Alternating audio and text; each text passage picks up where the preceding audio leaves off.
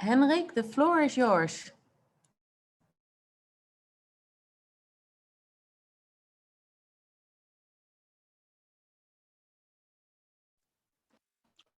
Good morning and welcome to the fourth webinar of the China Europe Water Platform webinar series on urban water.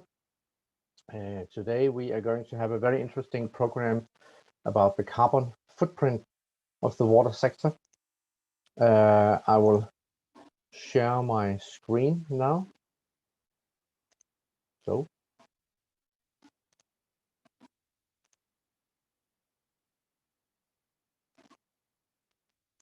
Okay.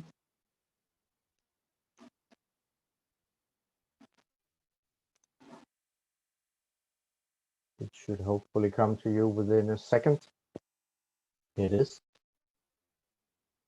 So as I said, this is the fourth webinar of a series focusing on urban water. And we have been looking into a number of different topics. On March 16th, we looked at the whole urban water cycle on sponge cities and water in blue-green cities. On March 30th, we looked more specifically on the urban water infrastructure efficiency. On April 29th, we took a look at digitalization, and today we will then look at the carbon footprint of the water sector.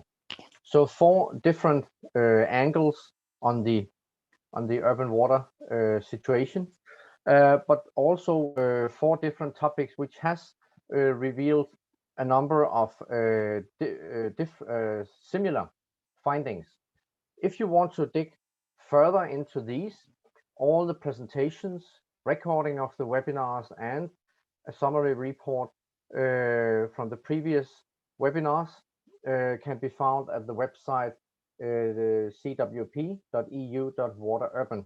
So please visit that website and have a look.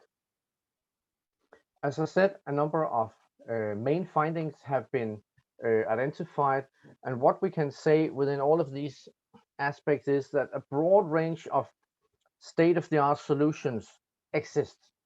Very interesting, very promising, very efficient solutions, but also some where we can see several constraints are hampering the full utilization, efficiency, and scale up of these. And this conclusion is quite important because the water sector is, well, water sector has, of course, always faced a number of constraints, gaps between demand and supply, pollution, etc. But what we're also facing now with the adding of the climate change is a water sector where we should strive for a much improved situation within this decade. And a much improved situation means that it's both a combination of the incentives for the technology providers, the incentives where policy risks, the uncertainty about when, where, and how regulatory frameworks will take place. These uncertainties must be removed, and a much clear picture of when the regulatory frameworks changes, which will mean that the companies will have much more likelihood of actually investing the money for the water sector. You can imagine companies which have possibilities of their components being delivered to the building sector or industry, and not necessarily the water sector, where we will have water supply, wastewater services, etc. And that the companies will have to choose, and they go for the places where policy risks are low, often all overseen fact by authorities. The authorities also have certain constraints because they are often only having a partial responsibility for the full water cycle. And the sector integration and the full water cycle managed under one roof is a prerequisite for an efficient sector. Also, very connected to this is the sector coupling. The water energy, the water food, and the water biodiversity, these nexuses must be combined closer. And this is what we will have a look at, particularly today, where the solutions will cover in many cases both water and energy. Very, very relevant for addressing climate change and for adding the water sector's contribution to carbon mitigation.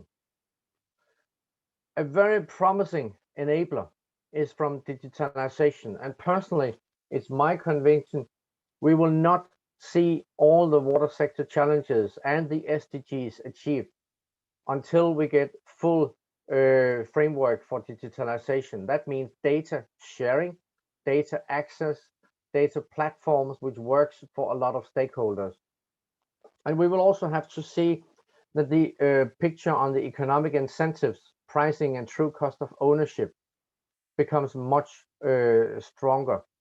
Today, we have a lot of situations where maybe subsidized prices means that the market ends up looking into that it's not pays off to invest into the costly but much more efficient state-of-the-art solutions.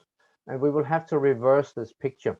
We will have to reverse it so that the efforts done in many societies, the efforts done to achieve ambitious national targets, they are also the ones which are reflected when the market requests solutions. And again, another factor we have to look into, the tender designs. They're often based on out-of-date standards. And we will, with today's topic of water and energy, where we will look across two sectors, probably very often see that the tenders only look into one of these and not both of them. So there are a lot of constraints, there are a lot of possibilities, and therefore we will also have a situation with a very interesting program taking this context. We will start with two presentations which will be setting the scene. First, Tia Haavisto from Sweco, which will go through the main findings of a white paper on circular economy of municipal wastewater treatment plants in Europe. And next, Jingjing Ma from Nordic Group in China will look into China carbon neutrality 2030 and 2060 of the wastewater sector. And with these two, we will dig into a number of company presentations. One will be looking into Danish energy neutral solutions to Chinese conditions, and with also looking very much into the perspectives of treating the sludge from wastewater. We will look into energy producing wastewater facilities towards greenhouse gas neutrality made by Danfoss. And we will follow up with two presentations from João Miguero, Vacaro, Portugal, water-wise systems helping water utilities to reduce the carbon footprint, and Riccardo Panciolini from Sierra Unigas from Italy on all burners are no longer the same, a technological breakthrough. Based on these, we will gather for a roundtable where we will look into the topics I mentioned before. And that means those of you who are listening and find interesting topics to be raised, please place your questions in the chat. We will follow and capture these and bring them with us for the roundtable. In the end, the EU SME Center will give an overview of not only the services offered by the center, but also in particular the events which the EU SME Center and the CWP will organize together at our physical events meeting in real life. Yes, in Aquatech Shanghai on June 3rd. And that's of course mainly for those of you who are already today in China. But we will set up two physical events there, focusing on digitalization and circular economy. And final remark from my side, and I will come back to that under my closing remarks, is again, we will summarize the main findings from today and make these available together with the PPTs and the recording and our website. And we will also put all of these in a cover report, which will summarize the findings from all of the webinars, which we will use in our future work. So Without further ado, I will pass on the floor to Tia from Sweco to present the main findings from the white paper made by Sweco. So, welcome to the webinar and have a very good joy. Please make use of the chat for all of your comments and questions.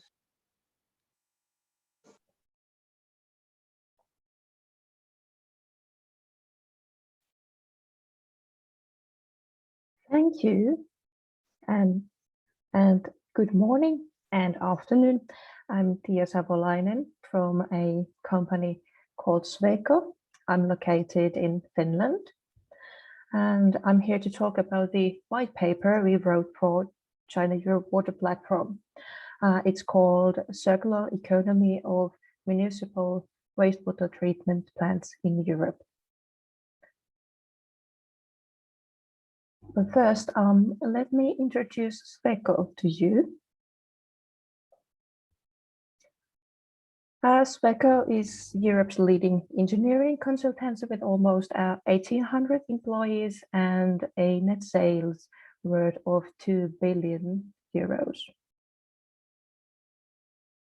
We have offices in 14 countries, and we carry out projects in 70 countries annually around the world. Here you can see our main areas of expertise. They are architecture and urban planning, expert services for renovation and construction, structural engineering, industry and energy, infrastructure, project and construction management, building services, and water and environment, which I'm representing here. And now to the main subject. Here's an introduction to the white paper and circular economy. The white paper discusses a circular economy of municipal wastewater treatment plants in Europe. We focused on the implications of circular economy concepts on wastewater treatment plants, including wastewater treatment, in energy capturing, nutrient recovery, material reuse, and material efficiency. New partnerships and business models too. The white paper is a base for discussion on the future of circular economy of wastewater treatment. We try to start a discussion on what the wastewater treatment sector will look like in the future and create opportunities for cooperation in business policy and research.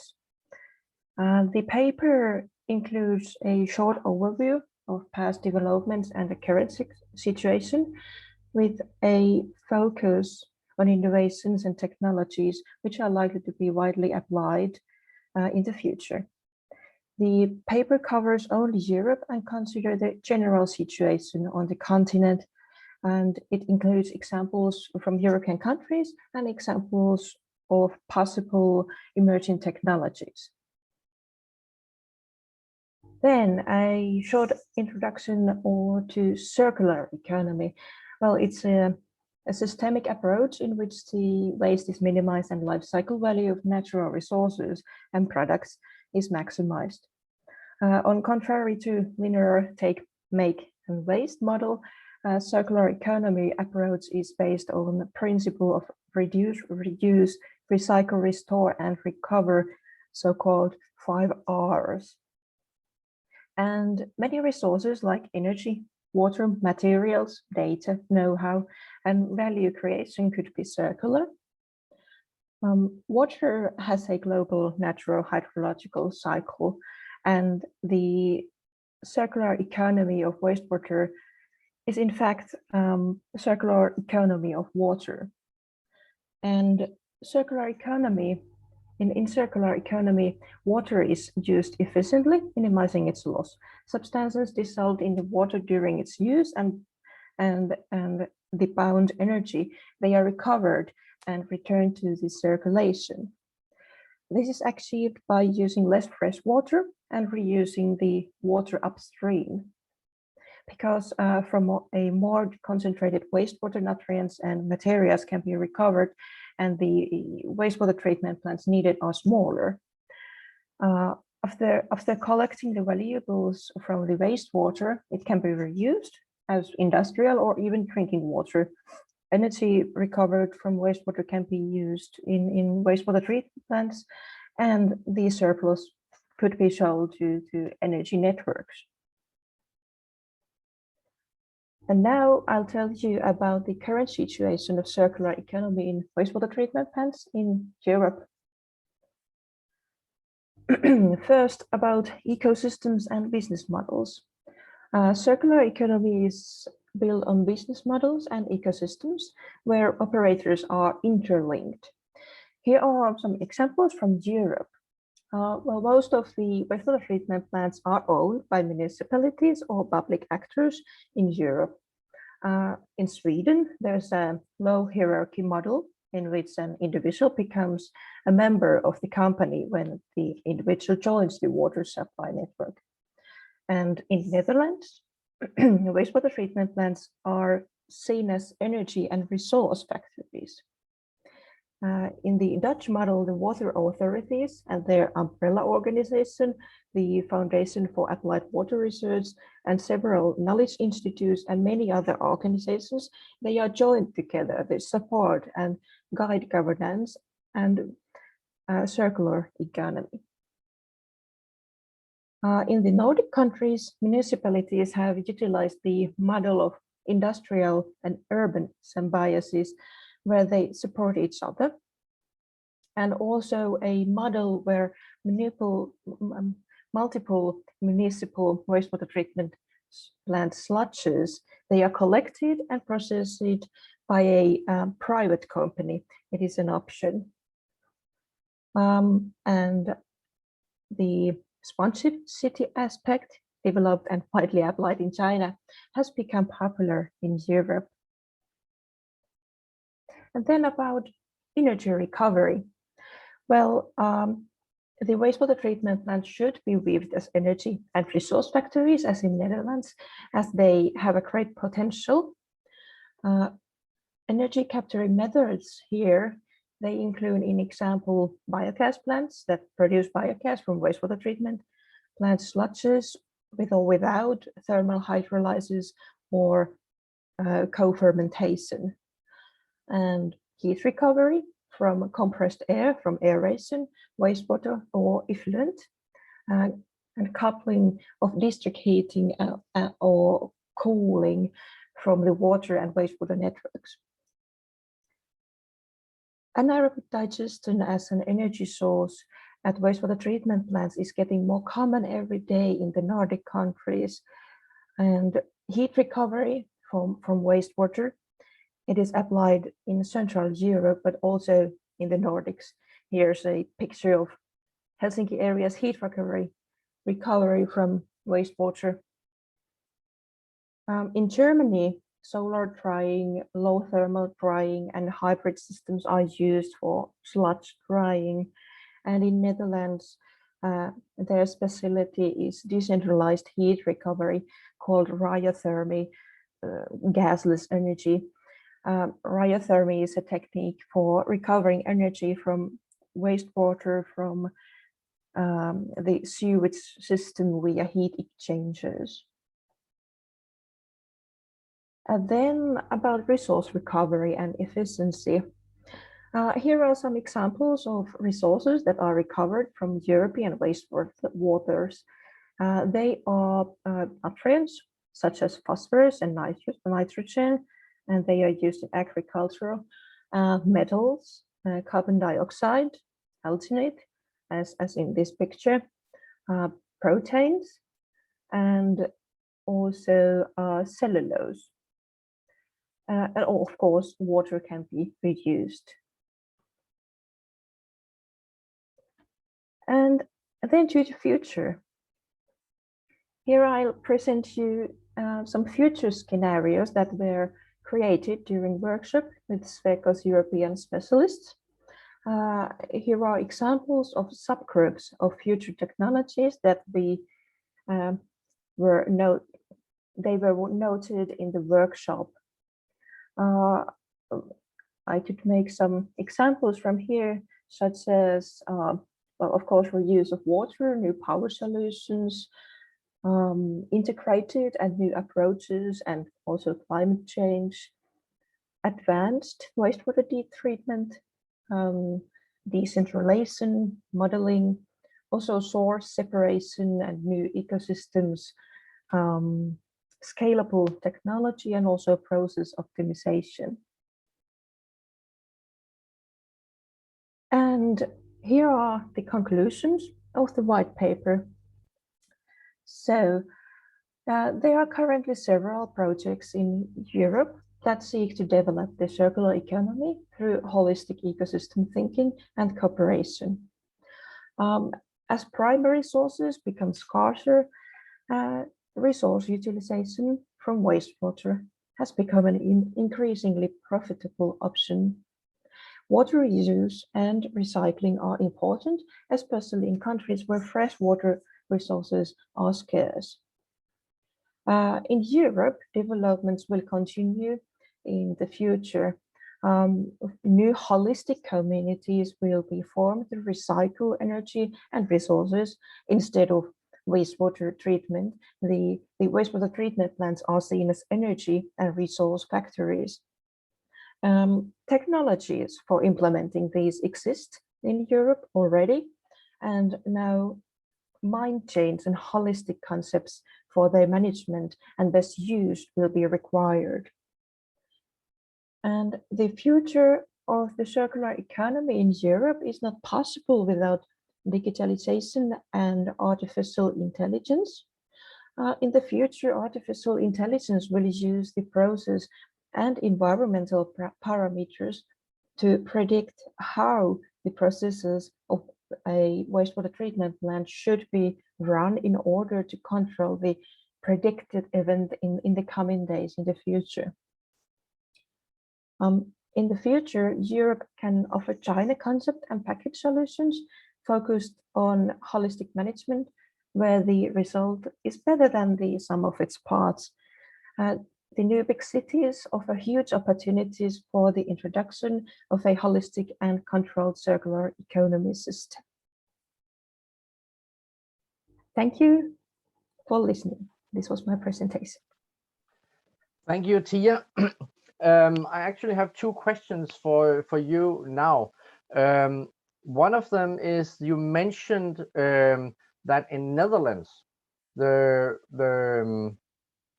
wastewater treatment plants were organized as part of energy plants. Yes. Is it your opinion that the regulation in Netherlands is ahead of other countries? And connected, do you see any impact from EU regulation on moving this entire water energy nexus forward? Yes, our team in the writing process of the white paper, we saw it as a huge opportunity to couple these two, energy and wastewater treatment and the mind chains. It would support the future of circular economy of wastewater treatment plants. And when you look at the regulation, do you see the differences worth noting between the European countries, some countries being ahead? Personally, I would like the Dutch model because it seems an effective one. And the regulation, at least in Finland, as far as I know, is guiding towards that. Also in your conclusions, you remarked that mind change and holistic concepts were needed. What Yes. Can you extend that a bit? At the moment, people seem to just forget about wastewater treatment and think it as something that must be done, something that is related to wastes, and something that people want to forget. They don't see the full potential of producing energy and thinking big, so to say. Okay, thank you very much, Tia, and to the knowledge of everybody, the white paper developed by Sweco for our colleagues at the ELI Center in Turku in Finland as part of the CWP program will be available at the CWP website together with the PPTs from this webinar. Now I would like to bring Jingjing Ma from Nordic Group China to the floor, and Jingjing Ma has taken a look at carbon neutrality in the wastewater sector and energy sector in China. So please, Jingjing. Thank you very much, Eric. And can you see my screen? Yeah, just need to put in presenters mode. Yeah. Yes, good morning, everyone. I'm the CEO of Nordic China, and today we are very glad to share our insights on the Chinese carbon neutrality national targets on the wastewater sector. And firstly, I will just brief about the Nordic, because for some people it may be a new name. Nordic Group, we are a young company, 6 years old.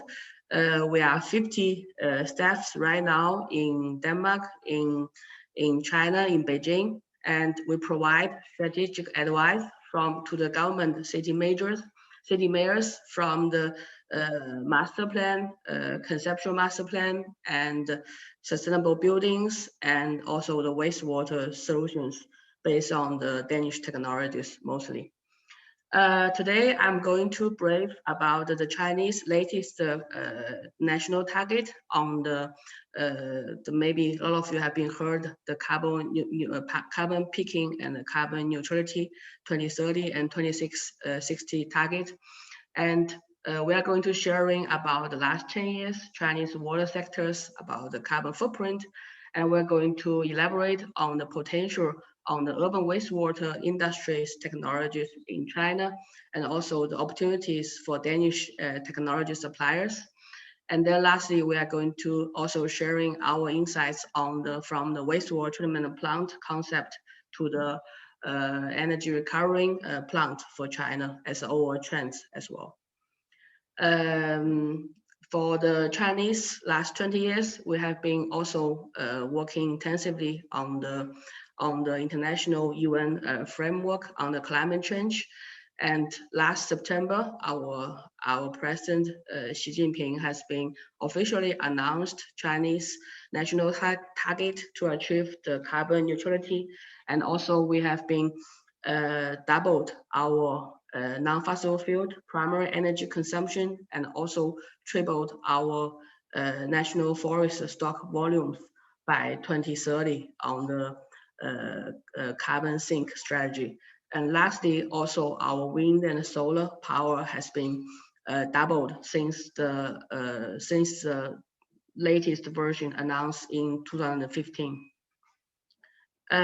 This means a lot for the overall Chinese energy structure and also the water structure, green transition. And for the latest release, the 14th five-year plan for the China and also the 2035 national target, we can see that the National Energy Ministry has been called for public comments of the 14th five-year plan renewable energy enforcement, lay out the 7 priorities as the guaranteed energy securities, also the emphasis on the green and low carbon development supports Chinese pledge to the peaking CO2 emissions before 2030, and also the focus on the coordination on the energy 7 energy regions, and also the encourage propose on the market-oriented reforms, and also last one is enforcement of the international cooperation. This is a very critical map for us to get started. We know that by the 1.5 degree target, based on the simulations, Chinese, we are going to have our carbon peak, which will be around 12 billion CO2 equivalent by 2030. And then we are going to achieve the carbon neutrality by 2060. And right now, to achieving the 1.5 degree target will require additional green investment for around 138 trillion RMB, and which is around 2.5% of our GDP per year for the next 40 years. And also to achieve the China-Europe Green Deal climate target emission reduction by 50 to 55% by 2030. This is also annual investment for the 260 billion euros, which is 1.5 GDP of the 2018. There are 7 major green investment sectors based on this 138 trillion investment.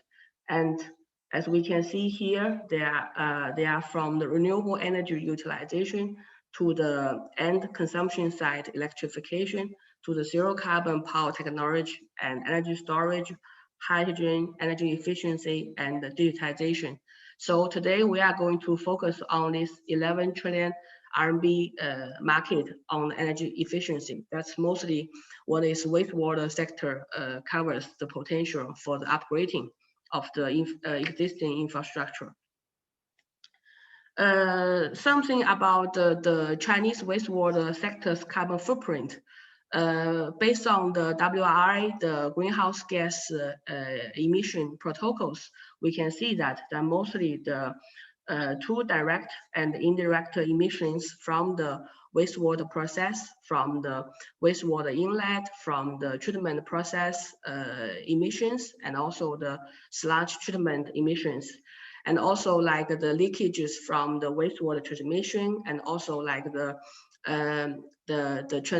transportation of the waste disposal requires the proposed indirect carbon emissions of the carbon footprint circle. We also have done a lot of research for the back from the 2001 to now, in the last 20 years, how the Chinese direct emissions and indirect emissions from the wastewater sector. And this is the latest number we can get, and the analysis by 2015, we can see that mostly we separate China into 5 regions: South, East, Northeast, North, and Northwest. Mostly based on the climate zones, because China is, we have covering 5 climate zones. And for each climate zones, we have a different kind of wastewater technologies, which requires different kind of the carbon emissions. So roughly we have, we can see here for the 5 major regions, the highest carbon emissions actually is from the North China and also the Northwest China, because of the cold climate in the winter time, and also we need a lot of aerations in the MBR process, which is mostly Chinese wastewater treatment plant applying for. And then for the South China, because of the warm climate and also like better efficiency for the aerations and also less intensity on the sludge production. So we can see that it's almost 50% less compared with like in North China wastewater carbon footprint intensity per cubic meter. We also had a calculation about in the last from 2007 to now, what is the total greenhouse emissions of the wastewater treatment plant for China. And we can see that in terms of unit power consumption per cubic meter is increasing from the 0.25 kilowatt hour to 0.314 kilowatt hour. So it has been like slowly increasing. And also we can see the total greenhouse gas also has been increased from almost 8.4 to 50.28. So we can see also that in the last 12 years, Chinese, in terms of numbers and also the greenhouse gas emissions from the wastewater has been 6 times increase in the last 12 years. So meaning that we have a 50% of the increasement per year. That's a very big increase, steep increase. And we also can see from the indirect greenhouse gas components from the wastewater treatment plant is mostly consist of the five components. Mostly are like the drying the sludge and also the mechanical dehydration consists of 27%. And then we have aerobic fermentation, which take 18%, and also the aerobic digestion. So heavily the sludge-based wastewater treatment plant requiring a lot of treatment for the electricity. And this is analysis for in the 13th five-year plan, last 5 years, how the urban dry sludge production and also the disposal status. And a lot of you maybe know that only until 2015, China we start to a treatment of the sludge. Before it's only like landfill disposal. And right now, no matter from the landfill disposal amount and also like the water rate has been heavily enforced by the local EPB.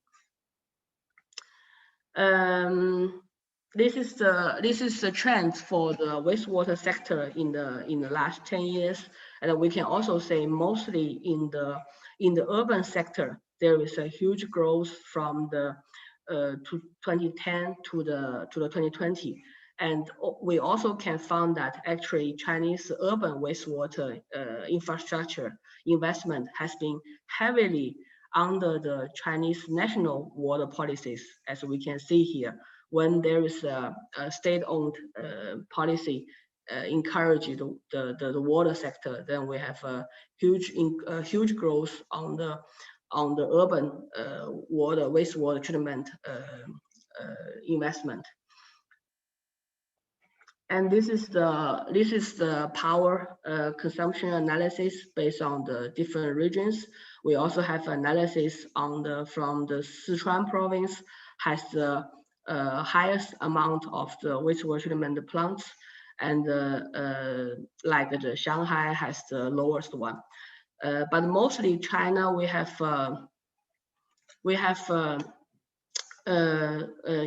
in the big cities the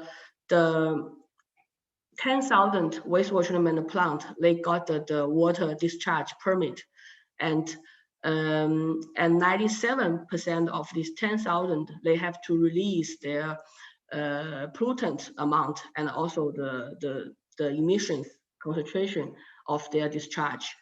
And we can also see that the wastewater treatment amount, which is lower than 50,000, they have mostly 34%. And then the smaller wastewater treatment plant, like from 10,000 daily treatment, from 10,000 to 5,000, they have roughly 25%. And around 10,000 daily treatment amount, they count for half of the total wastewater treatment scale. This is the CO2. This is the carbon emissions we calculate based on the previously numbers in the last 10-15 years, and then we calculate that roughly 54 million CO2 equivalent back to 19 has been emitted to the air, and that's count around 0.5% of the Chinese total emissions. And we can also see forecast that due to the rural development in the next 10 years, we can foresee that will be similar trends for the urban development in the last 12 years. And by post-30s, that will be around 2030 to 2040, based on the 1.5 degree scenarios. We have to achieve around 50% to 55% of the emission reductions, and then finally by 2050 we have to reduce 70% of the greenhouse gas. That's based on the latest national target. Finally, we would like to also share that there is a quite huge gap between the rural wastewater treatment scale and also the urban wastewater treatment scale. By 2019, from the rural China, there are less than 40% of the rural wastewater generated from the rural China has been treated, and for the urban China, the treatment rate now is close to 95%. So this is quite obviously that we can see the rural scale, county level, and village level decentralized wastewater treatment plant will be built dramatically in the 14th five-year plan and 15th five-year plan by 2030. And this will be also the emissions from mostly from emission increase from the rural wastewater facilities. Yeah. Upon the final one, that we think the improvement of the water quality and the wastewater treatment rate accelerate the emissions of the greenhouse gas during the wastewater treatment process, and definitely that the rural wastewater treatment sector, which will be increased a lot for the next 10 years, cannot be ignored. Yeah. So this is mostly our. Thank you. Thank you very much, Jingjing Ma, for this comprehensive presentation where each of the slides could deserve in-depth discussions. Again, as stated before, I think you should stop sharing now, Jingjing.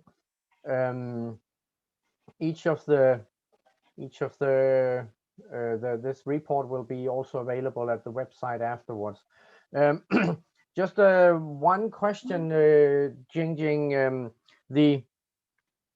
The speed of investments in rural wastewater treatment plants is very high, and at the same time you also showed that the energy use per cubic meter is still very high. So we are quite far from a situation where we will see the wastewater sector as an energy provider. It's still an energy user. Yeah, this is what we also found after finding a lot of analysis and the interviews. First one, it's a bit difficult for us to get a direct power consumption per unit wastewater, no matter where. So we have to combine a lot of data and make our own consumptions about the treatment, and then also like make the calculations afterwards. But the trends, it's quite for sure. We have deep growth of the trends. We have really deep growth for the energy consumption per unit cubic water in urban areas. So this is what we think for. We also can foresee that in the rural treatment as the same, like we call the 2.0 version 2.0. Probably they will have the similar growth trend both in terms of scale and unit power consumption. We also trying to find some case studies for the energy recovery plant, but that's like really like not so much.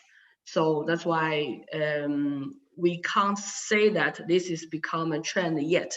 Maybe in 5 years, in 8 years, it might be people will thinking about how to recover the energy from the existing wastewater treatment plant. But right now, if we talk about, let's see, 10 plants out of 10,000, I think it's not represent the trends.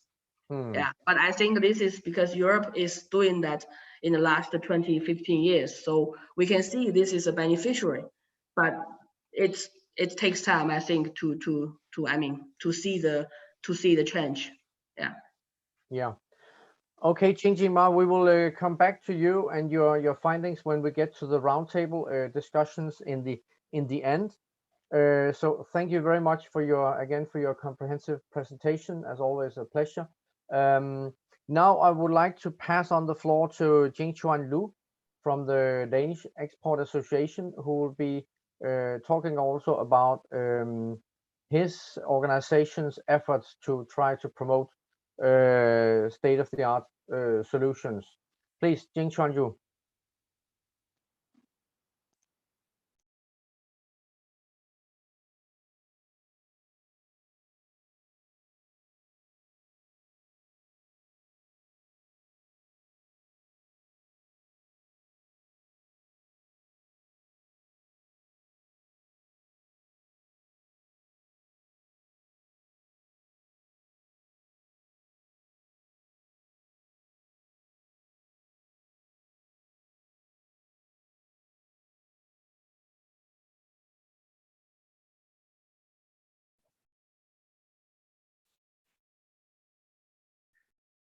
对不起啊，尊敬的各位嘉宾，大家好，我是来自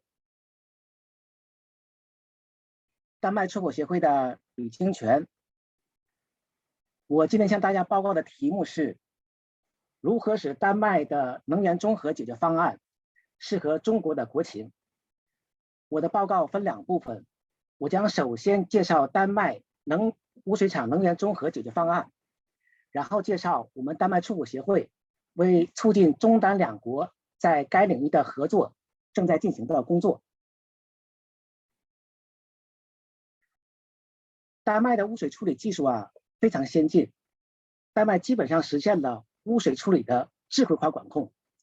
举个例子南丹麦水务公司负责2座城市、8座污水处理厂和20多个污水泵站的运营，但所有这些污水厂站全部由安装在一台电脑中的一套软件程序自动调节和运行。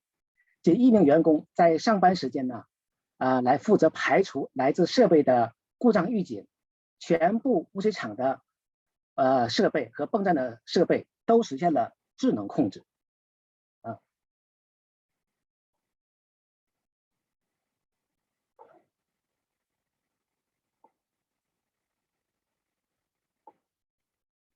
我觉得我这个 PPT 有点问题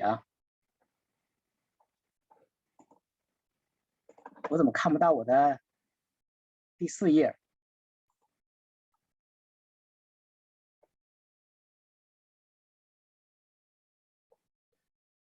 那么今天我接着往下讲吧，我第4页看不到那么丹麦呢，我们今天讲这个碳中和。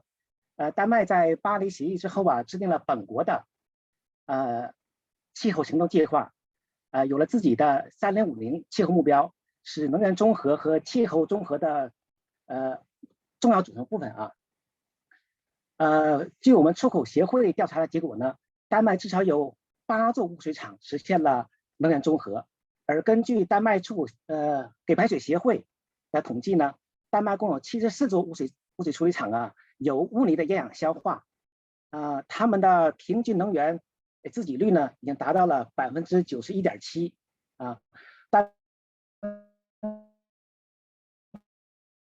饮水生产出水管线的能耗以及小型污水厂能耗呢，丹麦水行业的能源综合工作仍然是任重道远的那么我现在跟大家解释一下，丹麦的污水厂是怎样实现能源综合的。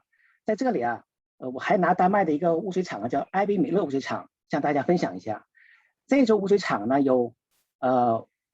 的规模是5万吨每天，它的生化部分是典型的 AO 工艺，但历经了10多年的升级改造呢，在2020年达到了能源综合自给率达到了212%的水平这里呢它是没有引进外来的生物质进行协同消化来达到这个标准的。出水水质也相当好，能够满足咱们国家 EGA 的排放标准，而去除氮的过程呢是没有外加碳源的条件下实现的。那么它是怎么实现的呢？总结起来呀，它有以下5个措施啊。第一个是修缮了管网和泵站，提高了污水的收集率，这呢有助于保障污水中的有机质的含量。二是呢提高了这个机械处理效率，使该厂的隔山、隔油、除沙和初级沉淀呢都有很好的效果。在进入生化之前，有5%的机制被分离出来去做厌氧消化，生产能源，同时呢又降低了生化池的爆气能耗。3是采用了能效较高的设备，从而降低了运行能耗。4是优化了污泥的厌氧消化工艺，提高了污泥的产区率。同时呢，侧流厌氧化的应用呢又大大降低了脱氮的能耗。第5呢，也是最重要的一点，该厂的生化部分借助实时监控数据的采集呢，在数字孪生程序的控制下，实现了短程脱氮，大大降低了脱氮的能耗。那么我们现在正在执行的项目呢是中丹水务合作项目，叫 Wastewater， 由丹麦工业基金会资助。这个项目的宗旨呢是联合丹麦的水技术公司与中国水务公司合作，将丹麦已经得到的技术成果呢应用到中国，促进中国水务领域的节能减排，助力中国3060碳减排目标的实现。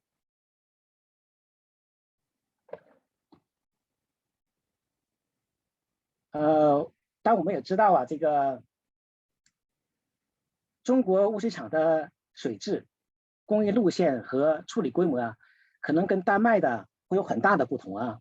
因此呢，丹麦的解决方案必须按照中国的国情做因地制宜的适应性改造，才能够在中国得到应用。目前呢，我们正在积极的与中国的水务公司做技术交流。今年1月份，我们同国内的5家水务公司分别举办了技术研讨会。从下周开始呢，我们将继续同国内的另外5家公司举办技术研讨会。通过技术交流啊，这个我们呢，根据中方的提出的需求呢，现在已经整合出了5个技术包。我们的目标呢是在2年内组织丹麦的技术公司同中国的公司合作，在中国发起5个示范项目。同时我们也注意到啊，有些丹麦的中小企业尚未进入中国，但其技术和设备呢，对形成丹麦的解决方案又是必不可少的。因此啊，我们工作的另一个重点呢，是帮助丹麦的这些中小企业在中国找到合作伙伴，实现其产品的本地化生产和售后服务。这是我们正在做的工作。那么，如果你想了解更多关于丹麦污水厂能源综合解决方案的信息，或者有兴趣与丹麦合作，那就欢迎你跟我们联系啊。这个呢是我们的联系方式。那么我这个 PPT 啊，播放有点问题，今天啊，我就暂时做到这里啊。谢谢大家。So I have finished my presentation. Thank you very much, Jing-Chuan Lu, for your presentation. You mentioned that you have been in touch with a number of Chinese water companies or large utilities. Have you made any analysis of what it would take for your organization to go for tenders, for standard tenders, or do you only go for high-end market part of the market? Our strategy is to organize the Danish company together as a consortium from Denmark to work with large water companies to provide a total solution. We have very good communication with them, but we haven't reached a stage of building our real project. but it's our plan to make a demonstration project together with these Chinese water companies. Okay, thank you very much. So do you consider that these high-end utilities have a better better situation in in promoting the use of state-of-the-art solutions? Yes, I do think so. When we have a meeting, they are looking forward to work with us. We have very good discussion. After workshops, after last visit, we keep on contact with them.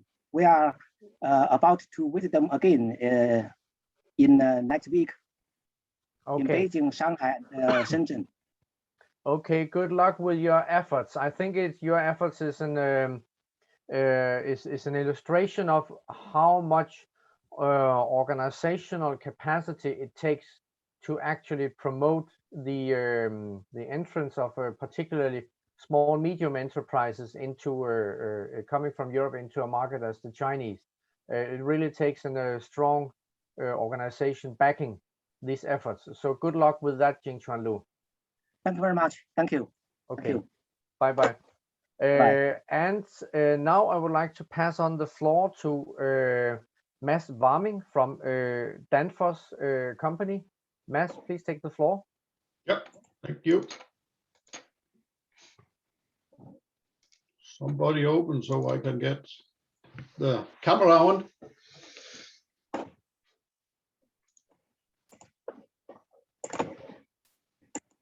Hello?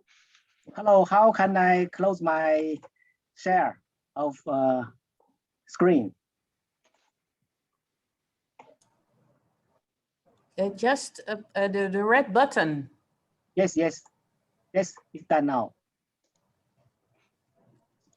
All right, simply leave for a while.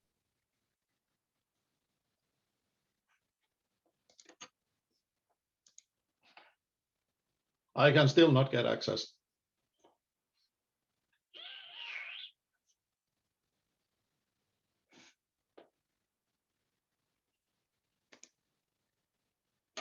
So then it helped.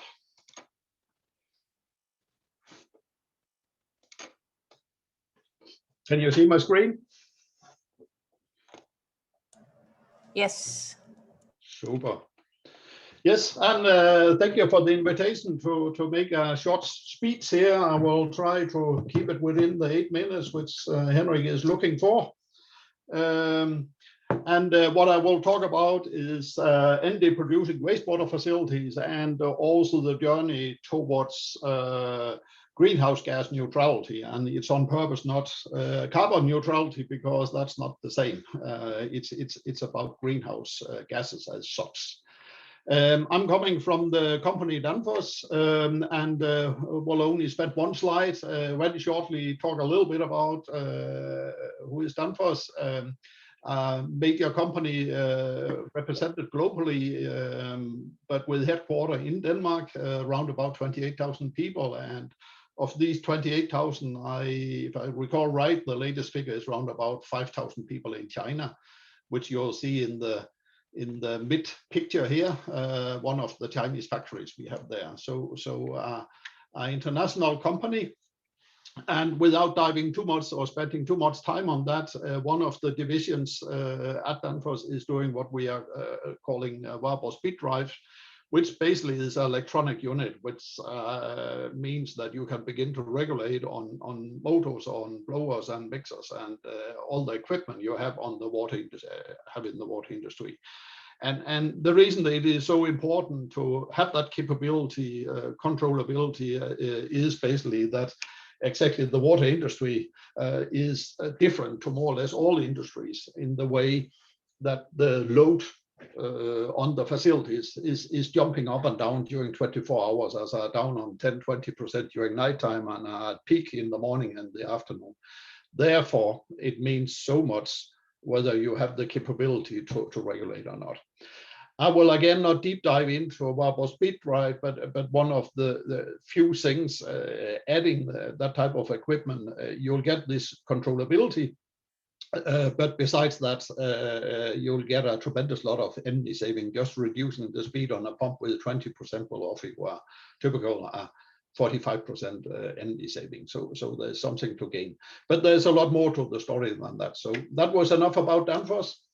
International Energy Agency, which I guess some of you know of, we have been working a lot with over time and had a close cooperation with. They have estimated, in fact, how much energy is the water industry using globally, and the figure is around about 4% of all electricity used globally. That is for the water industry. That's equivalent to all the electricity being used in Russia. The other thing I think is interesting is that if a municipality want to do something to contribute to reducing the carbon footprint or the use of energy, then the water and wastewater facilities typically use 30 to 50% of the municipality's electricity bill, and is typical a factor 6 more energy intensive than the lighting in the streets, just to put it a little bit in perspective.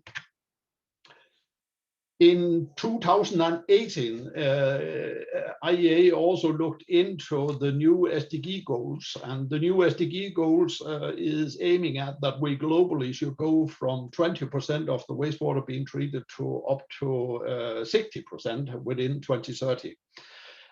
Now, seen from an energy point of view, that's maybe not the best thing, because that would mean, as we already have heard, a use of a lot more electricity.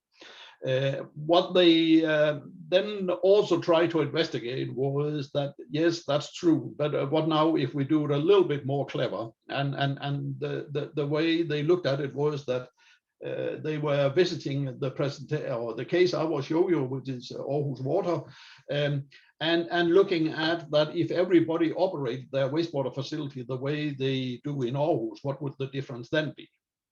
And the end of that story is that the difference would be 650 terawatts, which not say anything a lot. But if I now tell that the savings would be equivalent to all the energy coming out of all coal power plants in Europe, then we put it a little bit in perspective that this can be a major contributor. So to the specific case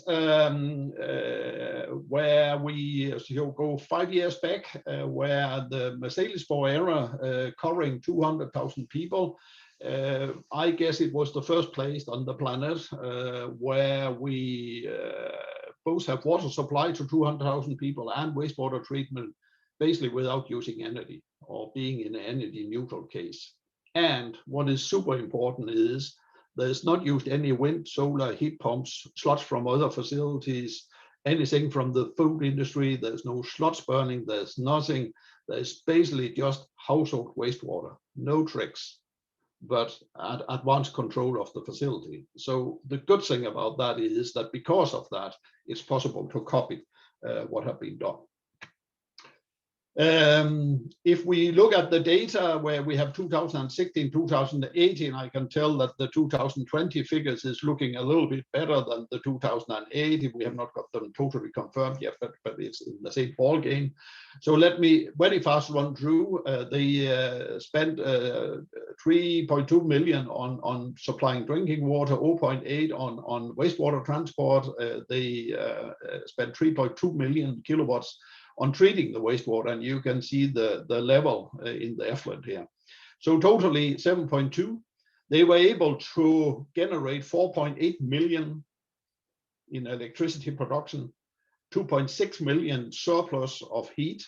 So in total, 7.4 million. And that means that now we have in fact more energy than we need, not only to treat the wastewater, but also to provide for the drinking water side.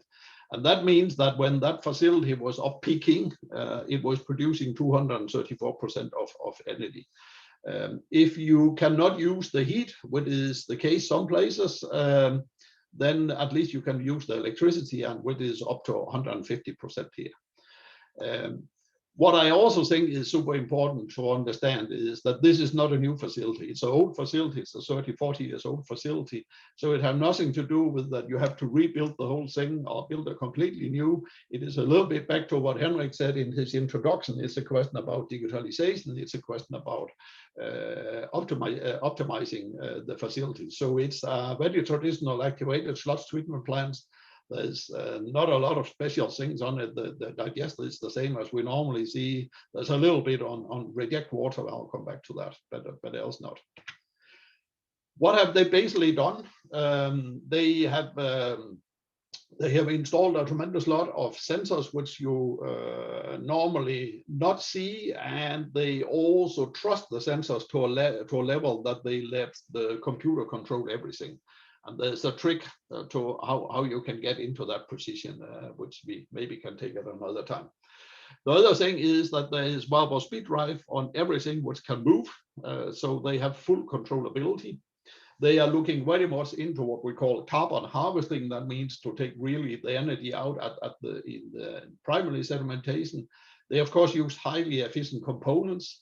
There's process know-how, which is pretty deep, but which you basically only really can use if you have this controllability. So having all the sensors, which is the digitalization part, to have all these sensors, understand how to connect them, and really utilizing them, and then using the variable speed drive for process control. So I will not deep dive. The time is not to that into the process part of it, but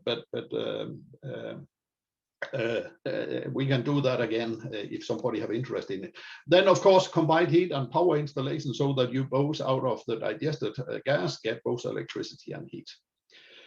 What they are looking at right now is, as I said, that in the water industry, it's not only a question about being energy neutral. That's the first step, but there's also N2O, which is a gas which have a effect on the CO2, which is 300 times higher. And if you really want to be climate neutral, you need to have that into your perspective also. And that they are looking at right now. There's also an issue about sludge disposal. So they hope that this year, in fact, will be climate neutral also, including these gases. Even though the experience in Denmark is that, and also globally, that these gases in fact affect more than a lot of people have thought if you just go 3 or 4 years back. If we have gone, then as I mentioned, then a lot about real-time sensors where they trust them fully. A lot about controllability, which the variable speed drive can offer. A lot about advanced process control, and then efficient components. But what is important, not only from this case, but also from the Odense case we just heard about, and also from Copenhagen, and we have begin to have similar things in Chicago and other places. But at least from these three, that if you ask the process people and the guys which have been working with this, what really have moved something, then it is automatization. The 70% is in fact automatization or digitalization which have moved something. Yeah. A couple of innovation awards, and also reflection from the European Center in Brussels, that this is the prime case in Europe, and some other awards which we have got. And I think the final thing I will say in this short time here is that besides what I have been talking, making it climate energy neutral, all that was based on the biological part. What we see also coming up very fast, both in Denmark, in Sweden, other places, is to utilize also the heat. And that's what you see down in the picture down here. And what you see here is, in fact, a picture I have borrowed from Rumble, which say that if you want to make sustainable cities, then your energy network will be based on a tremendous lot of resources. And they have not because of they have themselves included water and wastewater as a part of the future energy network of a sustainable city. And I think that's what we'll see. That about heat pumps, the calculation in Denmark tell that basically using heat pumps on outlet from wastewater facilities will be able to heat 20% of all houses in Denmark. I think that was the words within the pretty short time. Yeah. Thank you very much, Mads, for this fast forward presentation of the results, impressive results from, in particular, the Marselisborg plant in Aarhus. Very, very impressive. A couple of questions. First of all, you said in the beginning that the wastewater treatment sector roughly takes up 4% of global carbon emissions, something like that. No, electricity production use. Yeah. Which again, of course, corresponds to a nice share of the global CO2 emissions. If we also add that that when it becomes resource recovery plants, we could also add a share of a contribution to climate change here. Now, as the entire discussion about climate change mitigation is also a discussion about acting fast,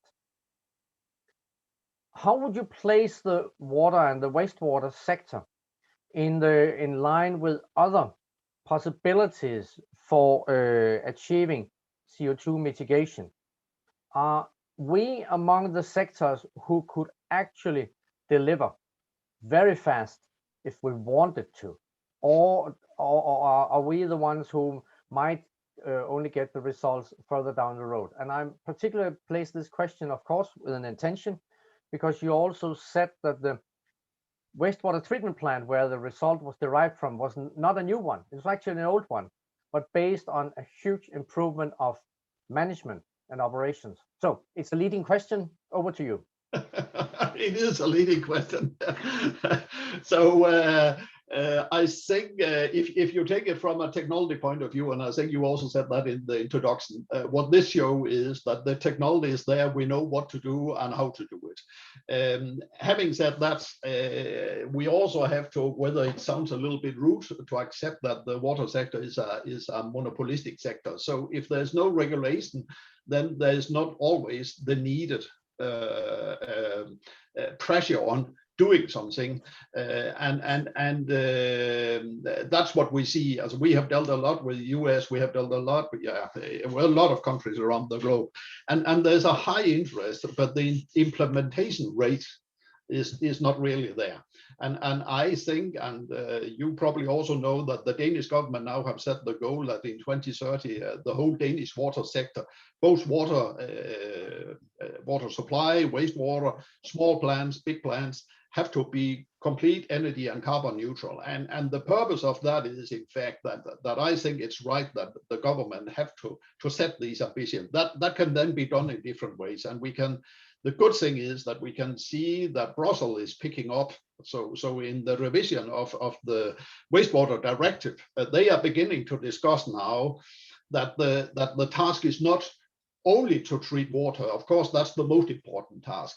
But as the technology is there, that you can treat the water, provide water, treat the wastewater without using energy, and thereby contribute to the climate mitigation, then you also have to do it. And it's not confirmed yet, but at least it is in all the discussions down in Brussels going on, that they want to move that way.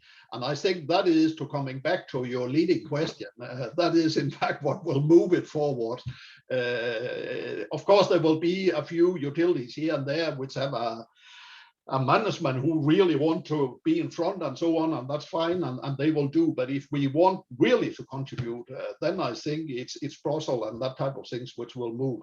And then to your question, when I mentioned this about, and I think in China it's especially important, this about also utilizing heat pumps, then we are not talking about a sector being climate neutral. We are talking about a sector really contributing massive to the climate mitigation, because suddenly coming into a position where the water sector can heat 20% of the houses in Denmark. Now you're moving something. The precondition is, of course, that you have a district heating system. But I know in China, there's at least quite a lot of places where they have district heating systems. So where they have that, that's a great opportunity. And it's the most efficient way to have a heat pump because you get a higher COP because the water have a higher temperature than if you go out in the river or in lakes or whatever. Yeah. Thank you. Very good to hear that Brussels is getting on board this agenda, and hopefully it will come together with a revision of the Urban Wastewater Directive. But if it gets there, we will have then an overall integrated target for water and energy. What do you think that will require from the enforcement level? Because today we have public authorities who have only partial responsibility. Yeah. And no one has full responsibility across water and energy. In many countries, they don't even have the full responsibility for water, but maybe only for water supply or wastewater or for water quality. So at the enforcement level, then what? Henrik, it is a problem. As I have seen in US, where I think facilities getting to 100%, and then they are not allowed to do anymore. There's simply a limit on they are not allowed to be an energy producer. That's not their purpose in life. And that's the silos which we need to break. That's the one thing. The other thing is that we see that there's punishment on that if you produce too much energy, and it's not the intention. That happened in Denmark, for instance. We have had a tax system which certainly not is in favor of utilizing all this energy here. We are changing it now, but it's a slow process. And I can only agree with you that we need to break these silos and we need to look at how can we motivate instead of securing that people don't do anything, because from a climate point of view, from an energy point of view, this is the right thing to do. I forgot, in fact, to say that the return on investment on the case I showed here was on the process side. Process regulation was around about 3 years, and on all what they have done is 4.5 years. So it's not just trying to be green. It's good investment.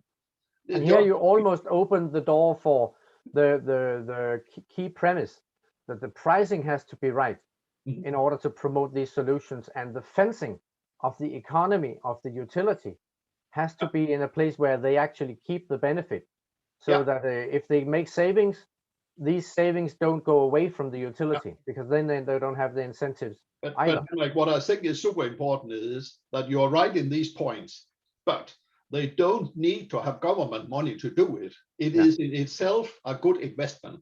And somebody also believed that now I show a case from Denmark and everything is expensive in Denmark. One thing is not expensive in Denmark, that's electricity. That is in fact cheap. Cheaper than in China. In Germany, it's 40% more expensive. In Italy, it's double price on the electricity for industrial, which means that the return on investment will be even faster in Germany and in Italy and in California, I can tell you. So everything is there. Excellent conclusion, Mads. And that also means that you almost passed on the baton to Italy. Before we get to Riccardo Panciolini from Italy, we will have a presentation from João Mugueiro from Portugal. Mads, thank you very much. Please stay with us for the roundtable. João, over to you and your also fast forward presentation. Please go ahead. Hi, everyone. Good morning, Europe. Good afternoon, China. Thank you for this opportunity and for your time and attention. And a special thanks to Liam Gia for the help on translation. I'll be presenting in English, but the insights are also in Chinese language, so it will be easier to understand. My name is João Mugueiro. I'm a water expert and business developer for utilities at Wakaru, and I will be presenting WaterWise system to help water utilities reducing the carbon footprint. At Wakaru, we've been working with artificial intelligence, machine learning, predictive models, algorithms in order to help utilities to be more efficient, from abstraction up to distribution, down to consumption and wastewater, in a demand-driven mode in real time, thus reducing the need for fresh water and with a great impact, a positive impact on carbon footprint. We have a team of 35 people, and this year we expect to have 2 million in sales and about 300K in EBITDA. We are very focused on water energy nexus, and this is also why we've been recognized to be suitable in the practice of innovation and R&D for water and energy sectors. And why did we develop the water-wise system? Because of this, there is this challenge, the water scarcity. So many people will face potable water scarcity and already are, and at the same time, there will be a risk of global underwater wells going dry. On the other hand, we know that water utilities also face really high levels of real water losses. And on the other hand, again, we know that there will be a really increase of water consumption. So what we did was to develop water-wise system, which already was recognized by the Water Global Practice of World Bank as one of the most innovative worldwide solutions for water networks management, and also for the Portuguese Energy Agency with an honorable mention on interoperability. This is the adoption cycle for water-wise system. First, we have to measure. So we have to monitor and to meter what's going on in the water networks, either potable water, wastewater, rainwater, and other systems that the water companies need to tackle with. Then we can move on to automation and use on a demand-driven mode and in real-time information what to do in water networks to be more efficient. And then, of course, having a 360 degrees view of the urban water cycle, we can bring from data knowledge and more intelligence to these all operations. What differentiates us is that we get information, we get data from already deployed systems. So we don't have to destroy investments or to put more money on the water networks. We get information for whatever systems may be already deployed, and getting that data and transforming it into knowledge to have actionable insights for the operations. So working with the artificial intelligence and machine learning, we have analytical and predictive models, and on a demand-driven mode, identifying what you are expected to find from the consumption point of view, from the last mile on the system, and then you will have only to produce the amount of water, only to treat, only to abstract and distribute the amount of water needed, and not running business as usual. And by doing this, we all know that water is energy. So if you are more efficient on using fresh water, we will be more efficient on energy consumption, and thus we will be able to reduce the carbon footprint. As we heard in previous presentations, there's a lot to do, and not only in the fresh water side of the urban water cycle, but also in the wastewater treatment plants. But we can do it already. We can look at the information that we get from the sensing existing in the water networks, extract knowledge from that, and be more efficient and be faster on operating and acting over leaks and losses in the water network. So if you need less water because you are being more efficiently running your water networks, you will be using less energy, and that's being more close to a net zero carbon footprint. So with water-wise system, we monitor seamlessly flow and pressure, energy and water quality, and of course the water energy nexus, okay? We analyze the networks in real time, and we make inferences and predictions in order to understand what is about to happen. So this way, we can get an integrated vision of the urban water cycle. And as we said, with machine learning and deep learning models, we will work with an event-driven paradigm, and will be more efficient, more getting more insight information from data existing that we collect directly from SCADAs and directly from IoT devices. These are some of the dashboards that we get in WaterWise system. You can get information on a DMA analysis. We can get the water balance. We can also get the information on the energy consumption if you want an energy balance of what's happening in the water networks. Also identifying abnormal events and analytics, either geoanalytics or operational analytics.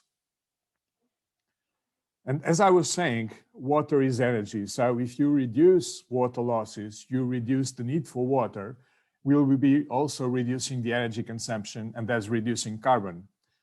Just for having some more insight on this, using information from what happened in 2019 regarding real water losses in Portugal, we had about 150 million cubic meters of real water losses, corresponding to about 150 million kilowatts per hour energy consumption, equivalent to about 43,000 tons of carbon emissions.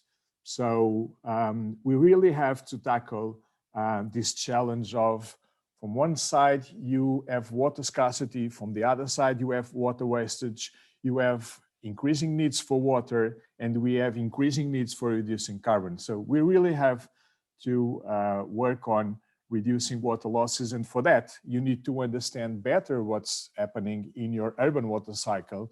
In your company, you have the data, you have to work with that. And that's why we've developed WaterWise system.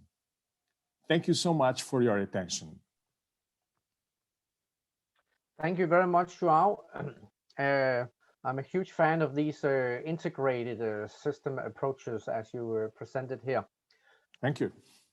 But they also challenge the utilities. Do all your utilities have the necessary capacity, competences?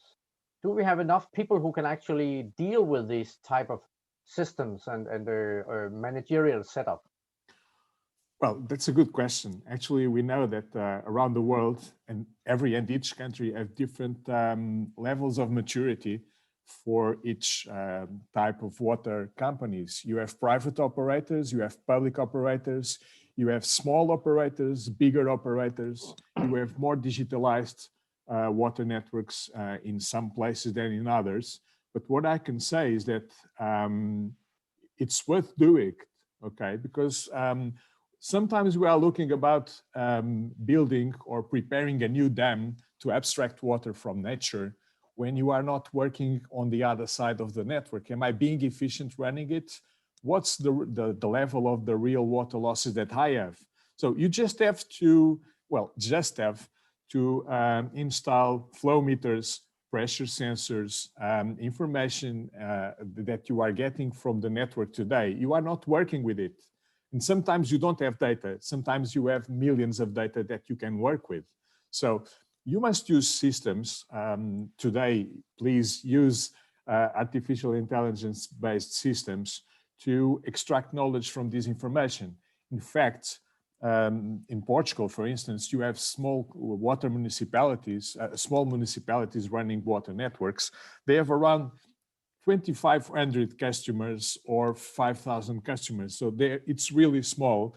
They don't have this sensing in the networks, but it's cheaper than buying water from another company, okay? Or from building a new abstraction to get more fresh water. So I would say that depending on the level of maturity for each water company, it's more or less easy to do. With water-wise system, you can work with 10 sensors or with 10,000 sensors. So you don't have to have all the network sectorized and sensorized to extract information and work with to tackle these issues relating water scarcity and real water losses. And of course, the energy side of the business and reducing water carbon. Excellent, João. I will already now invite you to be part of our webinar series on rural water, which we will launch this autumn. Yeah, irrigation is also important. And as you all know, rural water is the biggest slice of the cake. So we must do it the right way. Excellent. That will be our next topic. Still, we are on urban water, and we are on one more speaker before we will get back to João and the other ones during the roundtable. So thank you, João, and thank you. On to Riccardo Panciolini from CRB Unigas, Italy. Riccardo, please take the floor. Yes, can you hear me, Eric? Yes, we can hear you. Okay, try to share the screen. Sorry.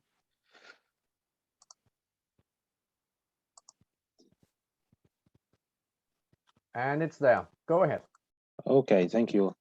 Thank you to all, and thank you for the invitation. It's a pleasure to be here. And just a quick view of our company, CRB Unigas. Now we changed the argument because we speak about the flames, not the waters, but it's even in the efficiency sector. So sorry. Okay. This is our company. So you can see the path line here, the times. The company was founded in '72 by my father, and he passed unfortunately away last year, but we are still a family company.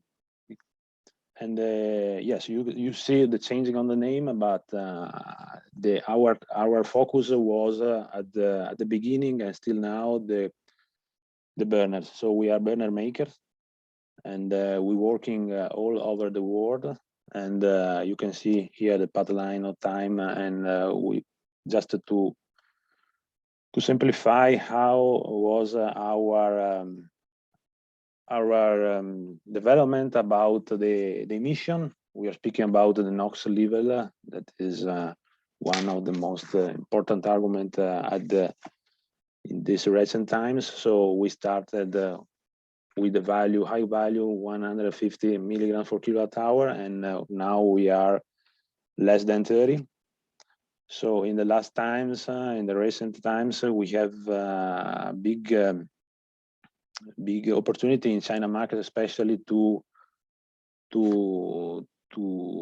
sell our burners, because to sell our burners and makes some plants to replace big plants, even all the coal burners plants with the new natural gas burners with the very strict limitation for emission of NOx. And just to give you some numbers, we are 200 employers over the world. We have substructure over the world. We have our office in China, and our subsidiaries in Russia, UK, and our headquarters is in Italy. And mostly we have export because we sold abroad. More than 80% of our burners going outside, and especially in China market, because it's our second market, so it's very important. And here you can see what is the improvement about the power burnt, so the size of the burners especially. So you can see from the start till 2012 we reached more than 70 megawatt and of power burnt, and the range of the burner is for all types of functionality. So we can use a burner for gas, for oil, for heavy oil, for biogas, for hydrogen, special application, solid fuel even, so coal dust or wooden dust. We can cover all kind of application. And now I want just to talk about a new product. Is a patented product. Is a special product because is just a system. It's not only burners. It's a philosophy, new philosophy of burners, we can say, because it's called facile. Facile word is means easy in English.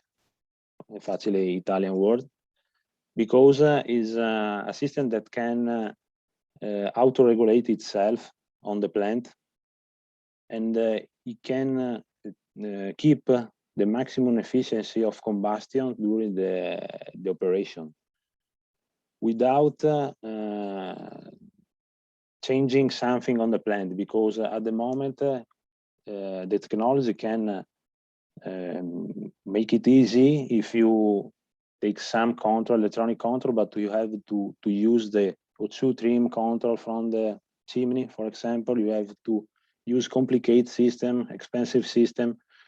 With our system, it's possible to have the electronic combustions without a probe on the chimney, using a special sensor that can feel the flow ahead. And I will show you later a drawing to clarify something.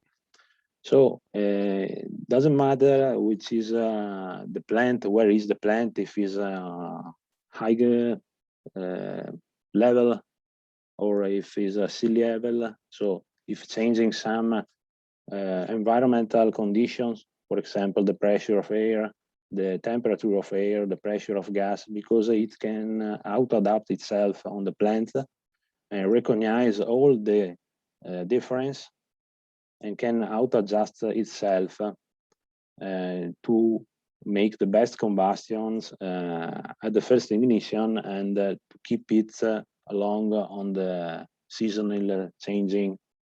And so this can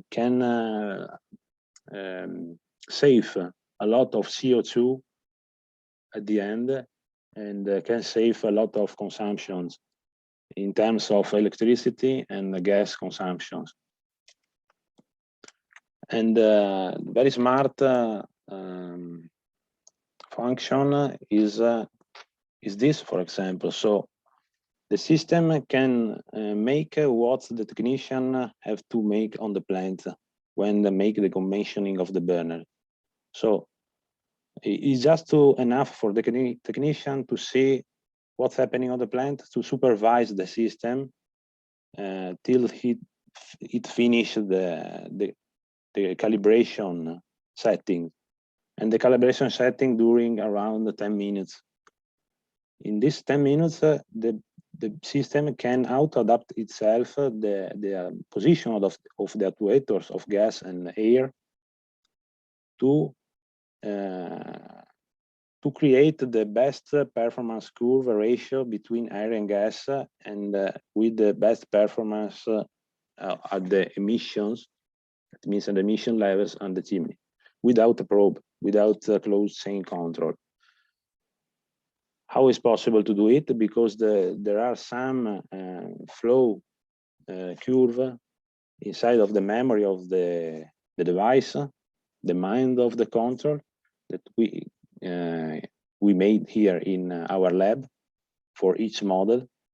And on the plant, the system can find the position of the actuators in according to the mass flow curve, in according to the calorific value of the gas, and so on. In the automated way, there are not systems that can do it at the moment the world. So it's very simple. It's simple and also safe, because we have some retroactive system as a feedback from the actuators to see if the correspondence of the signal of the sensor And you can see here a little sketch about the system transparency. We have the burner, so the combustion head, the fan, and the BMS, that is the mind of the control. There are two sensors, one for air and one for gas, directly connected with BMS, and the actuators with the feedback going through the BMS even. And we can control the actuators based on the sensor feedback. So we felt the sensor felt which is the flow that passing through it, and the system can adapt the position of the actuators immediately to guarantee the best ratio between flow of the gas flow and the air flow. We can even connect the boiler probe directly to BMS because we have a modulator integrated on the BMS. We can see here. So we can use an internal load controller with a PID function inside, and it is possible to change these parameters to have the best setting and to choose the set point, for example, temperature or pressure of the boiler. It depends if it's steam boilers or hot water boilers. And the actuators can follow the position, and it's just enough to put the probe from the boilers. Or we can use the external load controller. We can use a Modbus connection, so we can send all the data from the PLC, for example. We have an open term connection to use master slave, several burners in cascade. We can use some signal, so for 220, 0 to 10 generic signal. We can upset other probes. And very important, we can use yes, inverter, and this can save lot of energy, because you know, if the fan can modulate the velocity, we can save a lot of energy, of course, and increase the modulation ratio. Ricardo, could you move to the to the cases because we need to go to the round table? Okay, I go faster. Okay, just to see what we can have from the device to the operator. We can see this as a screen on which we can see the power burn, for example, and the feedback of temperature and pressure. Just for starting the burners, it's just enough to put some extraction. So it's very fast, and as I told before, 10 minutes around, we have the complete setting of the burners. With this burner, we can achieve less than 30 milligram for metric cubic meters, and we can say that can do also an upgrade kit of the old burner to revamp it. And important function is a supervision by remote, so it's possible to supervise all the burners by a platform, special platform, on which is possible to see the place, the service, and the model. We can have the geolocalization on the maps, and we can see by remote what's happening in each burner. So the power burn, the position of actuator, the flows, the alarm, the flame presence, and so on. We can even have the predictive assistance. So we can put, for example, the email address here, and the burner can advise me if something going wrong, and so on. We can storage the curve, the regulation curve, for more than 10 hours of working the burners. So at the end is a very smart system, can keep the O2 level at the same value even if a change in the environmental condition, the working field is auto-adaptive, basing of the condition of the plant, self-learning ignition point, self-learning servo motor settings, and self-checking air gas ratio. At the moment, the solution can guarantee the range from 200 kilowatt up to 12 megawatt. And we are working to push the product on China this year, and we will see what's happening. Okay, it goes faster at the end, but finish.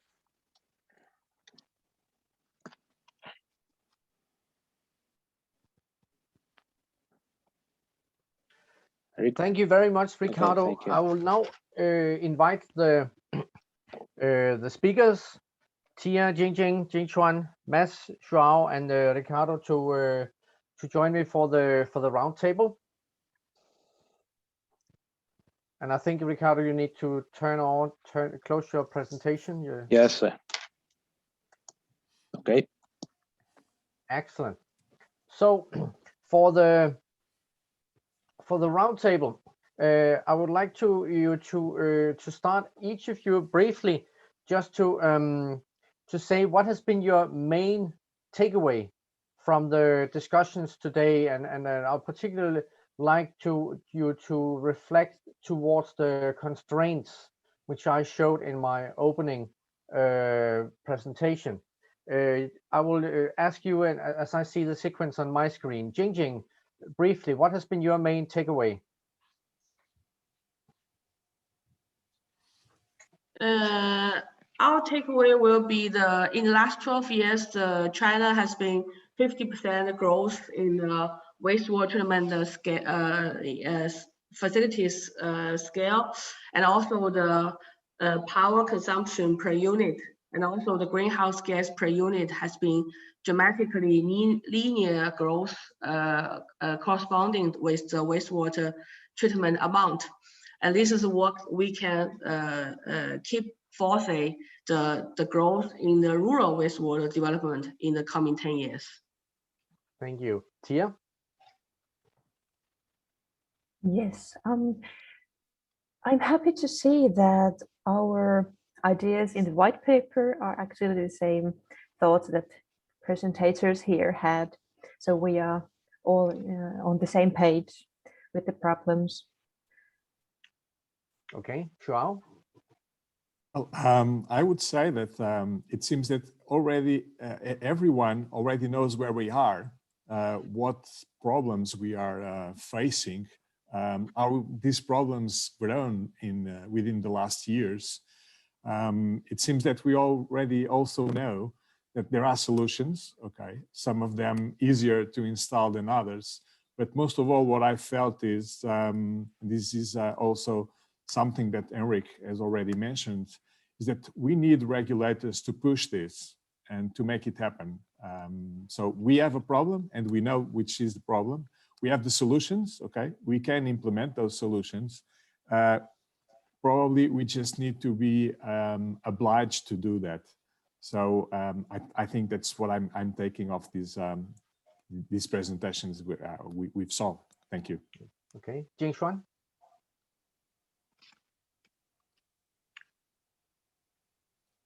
Jingxuan Lu, just turn on your mic.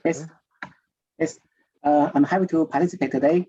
I think it's very good that we can use the China EU water platform, and we have so many colleagues can work together. And it's our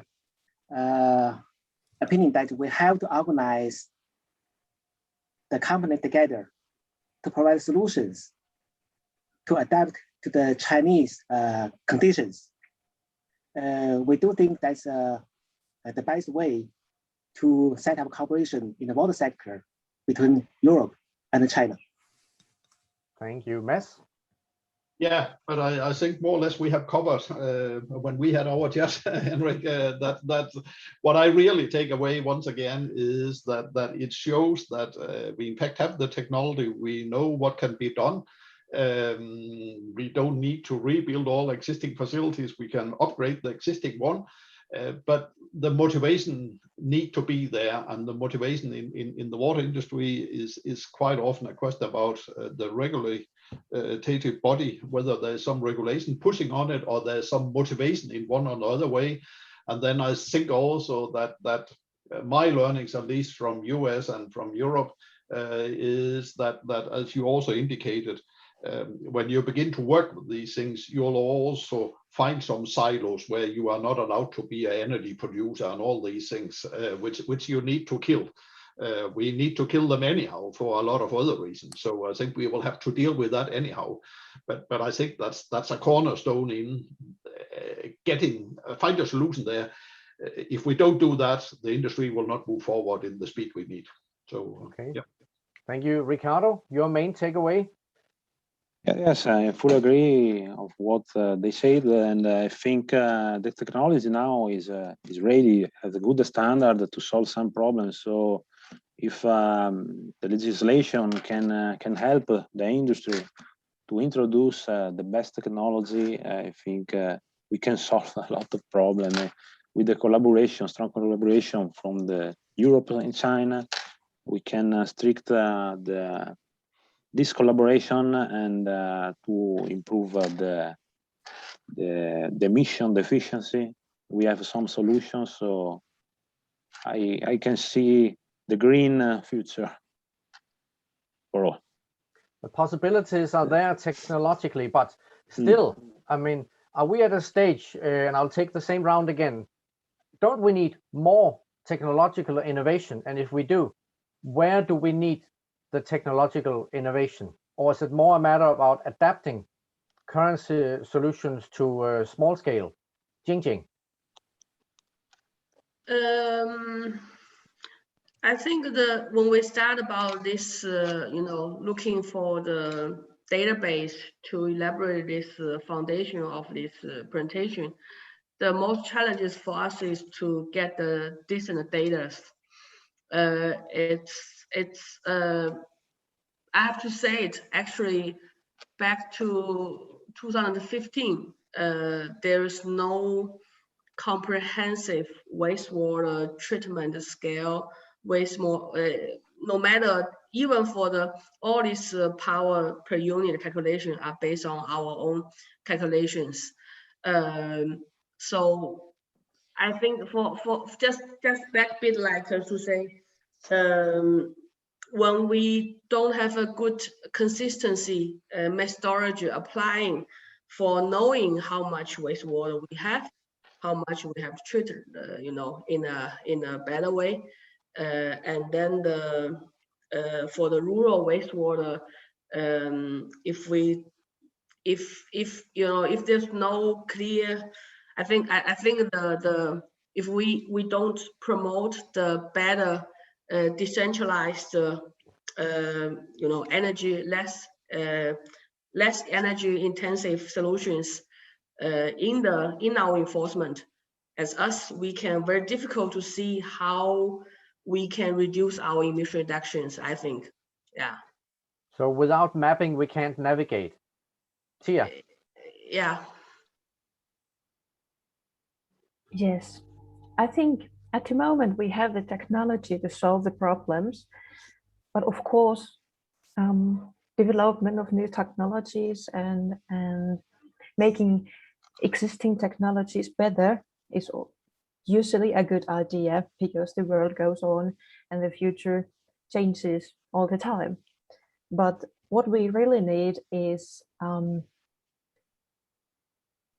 communication, and as I said earlier in my presentation, mind chains and collaboration, how to make technologies work. We have to use them. Right now, the next 7-year program for joint European innovation is taking place, Horizon Europe's Water for All partnership, and that one will focus a lot on technological innovation. Joao, you made the water-wise system, the system to end all systems. No. But are we in a situation where we should focus much more on implementation and barriers than actually just developing new solutions? Clearly, I would say that. I was going to complement the previous comments on your previous question by saying that us as supplier in an open market, okay, have to face this sector. We choose water sector, okay, for the reasons that you already know. We told you, okay, because there's water scarcity, because there is going to be more need for water, because there is water wastage and energy wastage, and because we believe.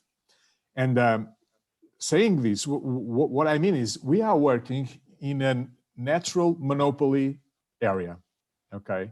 So you don't have competitors. When you are running a water company, no one is going to take you off there and putting other guy, okay? So you are running it, that's yours, it's a monopoly. You can do whatever you want, okay? But this is each time more less true, okay? And you have to believe. Stop making pilots, stop making proofs of concept, just implement it, test it, let's go. Because things are there, technology is there, digital solutions are there. I could say water-wise system is the best one in the world, but there are so many. Just try, implement it. Don't be afraid. Believe that we can do better, okay? We know what we are doing, okay? We tested it, okay? We tested with databases, real databases. So let's just go forward. Don't start and, well, maybe if we can do a pilot in that district metered area with about 100 customers, no, just implement it. And you'll see at the end of the year that you've paid for the system that you are using, and you've reduced water wastage, you've reduced energy consumption, and you are doing better with digital solutions and with the technology available. It's not the same thing all around the world, we know. You can do it differently in the US, in the UK, in Africa, in China. It's a little bit different, but the main information, the main developments, the main technology, it's there. You can use it. Water is water around the world. Jingchuan, you're in dialogue with a lot of utilities. As Joao said, just do it. Or do they still lack some incentives, some framework to just do it? I do agree with Joao. I think we need to implementation instead of promoting the concept. I do think we have enough technology in Europe. In Denmark, we have a lot of advanced technology which can be used in China for the time being. It's a good opportunity. China just has a goal of 30, 60 year carbon goal, climate goal, right? It's the right time for us to bring technology to China. But I think we do need to integrate the solution together.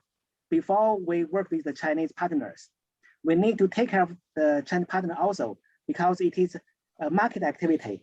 We have to make a good business model to make project instead of a communication or a technology exchange. It wouldn't create a project.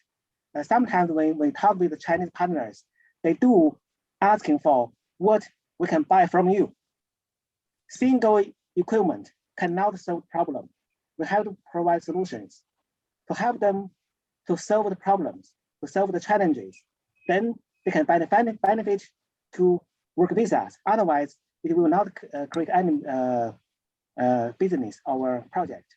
That's my opinion. Okay. We need to have enough in Europe. Mads, well, it's a bit going in circles. The water problems are immense. Water is super important to society. Solutions are here. Just go and do it. But something is the key constraint. Is the key constraint the water sector actors have not been good enough at telling this comprehensive story in a simple manner? Do we need to put our message more clear and more convincing? I think it's part of the game. Also, reflecting a little bit on your question, whether we need new technology or not, I think we always need to develop ourselves. But I'm sure that if we could get the market to move, you would see the new technology we maybe are lacking. You'll see that coming very fast. So I'm not so concerned about that. I'm mainly concerned about implementing the technology we already have, and for sure. There the issue is, as you rightly point out, what is the motivation? Part of that is, of course, to make people aware and talk in a simple language, as you also indicate a little bit. What can get the political people saying, hey, this is great. Also, some of the figures we had here, and I spoke about some figures in Denmark where we can heat 20% of all houses in Denmark. Now, suddenly I have some political guys who listen to me, where if I go too deep technical into Danification, they don't know what I'm talking about. Yeah. So that's part of it, to provide the political environment, which have the pressure. We heard that also from China, to reduce the CO2 or mitigate the climate issues. So it's a question about making aware that the water business have the capability to be a major contributor to this overall issue about climate mitigation. And that way, hopefully, get somebody of the political environment to set the right rules and to tear down some of these walls they have put up, which in a new world where if you look, as I say, I had a slide of sustainable cities. There you'll see that everything on the energy side is interconnected, and that's the only way you can do it. Everybody seems to agree upon that. Now, if that ever should fly, you need to tear down these walls between who is producing energy and who is providing water, and I'm sure that's the way forward. More awareness, simple communication on political level, get the political guys to set some frames and tear down some walls. Yeah. And a lot of vested interests have to be put aside. Yeah. Ricardo, a technology question for you before I go to a concluding round for final remarks for each of you. Some of your solutions have a broad range of capacity from a few kilowatts to several megawatts, if I recall right. Do you receive the same attention from, let's call it, small scale sites as and for the low end of effect of your solutions, or compared to the large scale users? Or is there a bias that the ladders are more ready and the first ones maybe still lack something?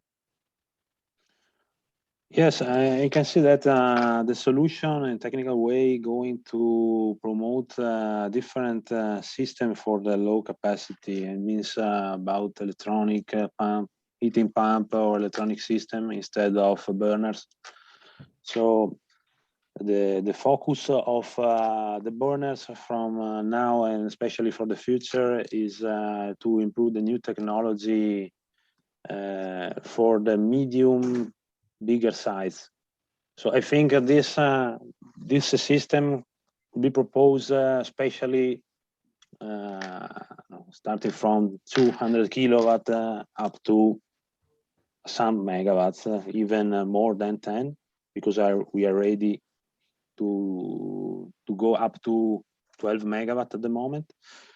But the important point is to connect these systems with really good combustion system that can permit to use, for example, hydrogen mixture, because now in Europe especially we are speaking about the possibility to use hydrogen on the net, the gas net, to create blending between methane, natural gas, and hydrogen with several steps that can be possible to, at the end, at 2030, to achieve around 20% of hydrogen in the mixture and burn it very safely.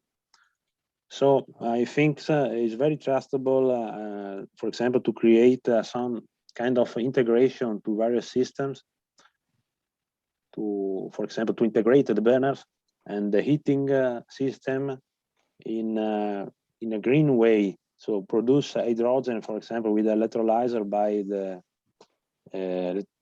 photovoltaic cell, and take it in the buffer and make a blending with the natural gas and burn it.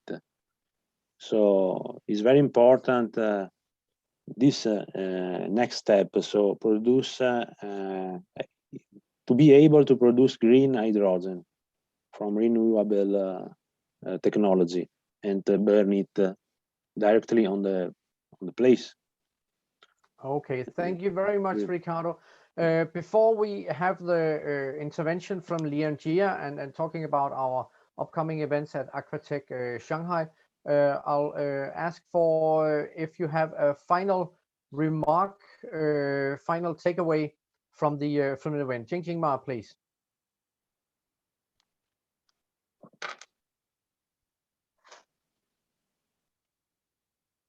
Sorry, can you say it again?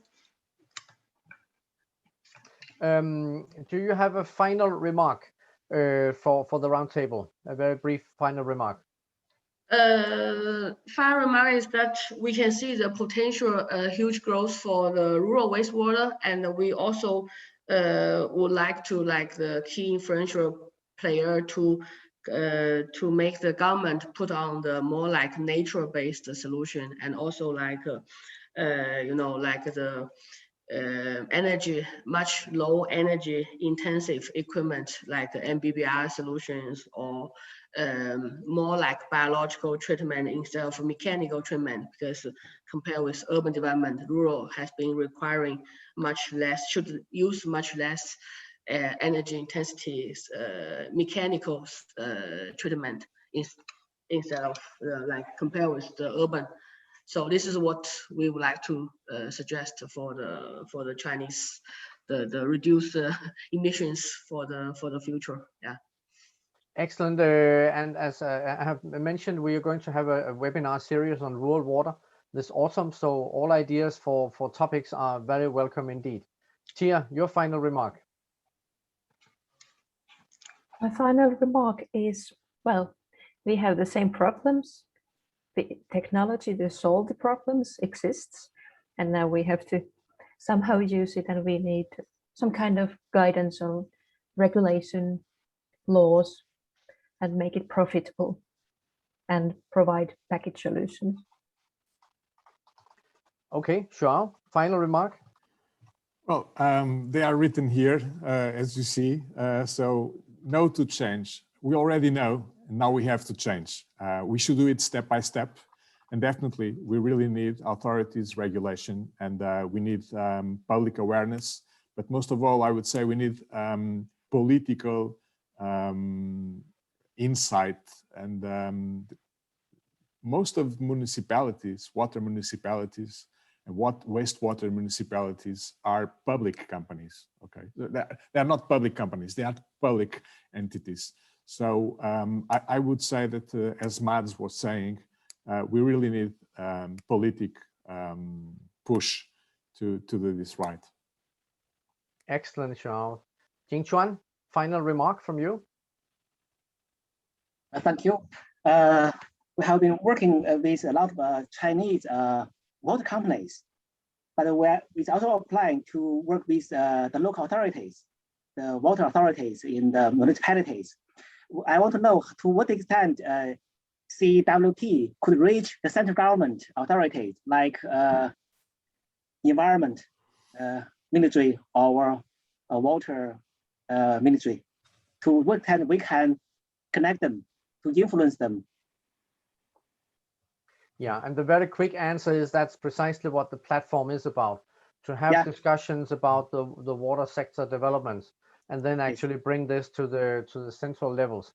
So what we will do is we will based on all the webinars and events, we will make a concluding report and we'll present the conclusions. Hopefully, we will be able to present them both high level at Water Resource Ministry, Environment and Ecology Ministry, but hopefully, actually my ambition is also, if possible, to bring this to NDRC as well. Yeah, good, great. Thank you very much. Mads, final remark. Yeah, but I think that have just been said, because I would in fact push back on you with all your good connections. Could you not get somebody moving? So I think that was my comment. Not Yeah, more. yeah, and that's my job. So it's taken. Ricardo, you'll get the final brief remark before we pass on the floor to Liam Jia. Oh, thank you. So no, I think that is we have the technology, so it's not a matter of if, but when is possible to introduce strongly in the market. So, and for this, it's very important to government legislation and support. So the coordination with the company, and because I think the standard technology level now is trustable, is high. So we are ready to participate at this new job, and I think will be soon. Excellent, Ricardo. So, thank you all for your active involvement here with your very interesting presentations and discussions at the roundtable. We will now pass on the floor to Liam Jia for the final remarks. And Liam, I will also ask you to conclude the webinar. So it will not go back to me, but you will have the floor from here and tell us about what will happen at Aquatech Shanghai. Liam Jia, please. Thank you, Henrik. Can you hear me? Yes. Okay. Thank you very much as well to all the speakers for sharing the insights. My name is Liam Jia. I work for the EU SME Center in China. We are a European-funded project providing support for small and medium-sized enterprises in market access to China. I prepared a very little slide that I will share with you. This is the fourth webinar that we organize in collaboration with China Europe Water Platform in this year. And throughout these four webinars, we have had many interesting speakers, many different types of stakeholders participating. And finally, we are coming to the last one. And we are also going to continue our discussion at the Aquatech in Shanghai this year in June, from the 2nd to the 4th. Taking the advantage of being physically in China, we are able to participate physically at the Aquatech in Shanghai, where we are also going to represent China Europe Water Platform by having these two seminars organized, one of them focusing on digitalization of the water sector, the other one on circular economy and everything around this topic of the water sector in China. At the meantime, we are also going to have the opportunity to already consolidate all the four outcome reports of the four webinars that we have organized into one report, and to have this presented during these two seminars and raise this discussion around the outcomes. At the same time, we're also going to have a physical setup, a small booth at the Aquatech, and several activities will be organized at the booth as well. That includes one-on-one consultation with the exhibitors on market access. As well, we are very happy to have our sister project, IP SME Help Desk, one of the IP advisors of the IP Help Desk will also join us at the booth, who is able to provide the exhibitors on consultations on IPR protection. All these services we're offering free of charge for exhibitors. As well, we will be able to connect with all the participants online. And also, I extend this invitation to our panelists and speakers participating in this session. More information we will be sharing through ours and also the channels of China-Europe Water Platform in the coming days. We are 2 weeks already from Aquatech in Shanghai, and still we are trying to collect interest from businesses who are willing to engage further with us at the USME Center and also at the China-Europe Water Platform.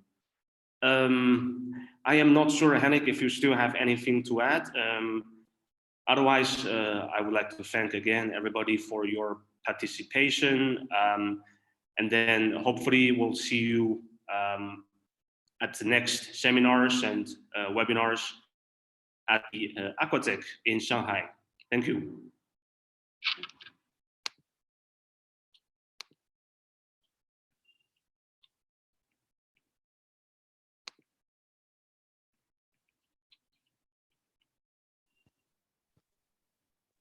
Thank you. And this was the end of the webinar.